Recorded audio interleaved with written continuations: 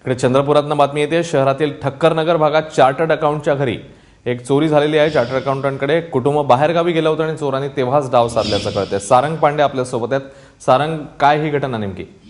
अश्विन, चंद्रपूर शहरातला अतिशय शांत आणि सुरक्षित असा हा भाग मानला जातो ठक्कर कॉलनी। इथे हा परिवार राहतो, मुनोत परिवार। याचं हे सी आहे तर व्यवसायाने हे जवळजवळ 3 दिवस रतलाम मध्य प्रदेशातलं जे गाव आहे तिथे गेले होते काही धार्मिक कार्यक्रमासाठी।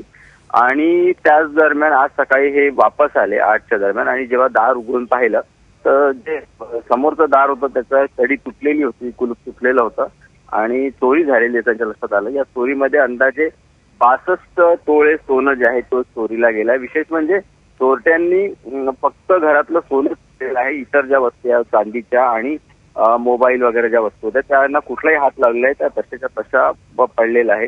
त्याच्यावर एक लक्षात येतं की ही चोरी जी झालेली आहे ती कुठल्या तरी एखाद्या परिचित व्यक्तीच्या द्वारेच झाल्याची शक्यता सध्या तरी वर्तवली जाते।